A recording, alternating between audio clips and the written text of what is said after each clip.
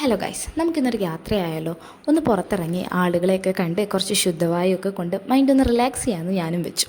രാവിലെ തന്നെ നേന്ത്രപ്പഴം നിറച്ച പുട്ടും ചിക്കൻ കറിയും നല്ല ചൂട് ചായയും കുടിച്ചാണ് എൻ്റെ ഡേ സ്റ്റാർട്ട് ചെയ്തത്. അതിനുശേഷം ഞാൻ പുറത്തേക്ക് പോകാനായിട്ട് റെഡി ആവുമായിരുന്നു. രാവിലെയാണ് തീരുമാനിച്ചതെങ്കിലും ഞാൻ ഇറങ്ങിയപ്പോഴത്തേക്കും ഉച്ചയായിട്ടുണ്ടായിരുന്നു. അതിന് അമ്മയുടെ വായിൽ നിന്ന് നല്ലതുപോലെ കിട്ടിയിട്ടുണ്ടായിരുന്നു.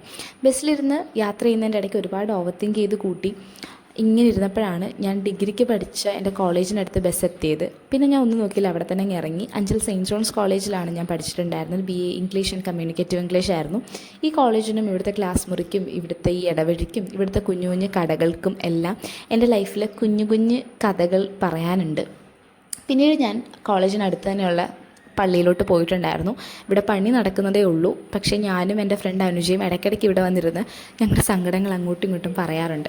പിന്നീട് ഞങ്ങൾ കോളേജിൽ പഠിക്കുന്ന സമയത്ത് സ്ഥിരം കയറിക്കൊണ്ടിരുന്ന ഒരുപാട് കടകളുണ്ടായിരുന്നു. അവിടെയൊക്കെ കയറി കുഞ്ഞു കുഞ്ഞു സാധനങ്ങൾ ആവശ്യമുള്ളത് ഇല്ലാത്തതുമായിട്ടുള്ള ഒരുപാട് സാധനങ്ങൾ ഞാൻ വാങ്ങിയിട്ടുണ്ടായിരുന്നു കേട്ടോ. 5 വർഷം കഴിഞ്ഞു എന്നുള്ളത് എനിക്കിപ്പോഴും മൈൻഡിലോട്ട് കിട്ടുന്നില്ല. ഞാനിപ്പോഴും ആ ഒരു അഡ്മിഷൻ എടുത്ത ആ ഒരു ശ്രുതിയിൽ നിൽക്കുകയാണ്.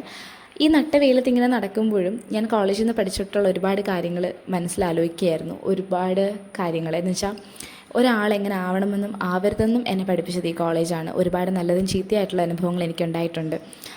പൊട്ടിച്ചിരിക്കുകയും പൊട്ടിക്കരയുകയും ഞാൻ ചെയ്തിട്ടുണ്ട്. അങ്ങനെ ആ അനുഭവങ്ങളെല്ലാം ഓർത്തെടുത്ത് വന്ന കാര്യങ്ങളെല്ലാം കറക്റ്റായിട്ട് ചെയ്തിട്ട് ഞാൻ നേരെ വീട്ടിലോട്ട് വണ്ടി കയറിയിട്ടുണ്ടായിരുന്നു.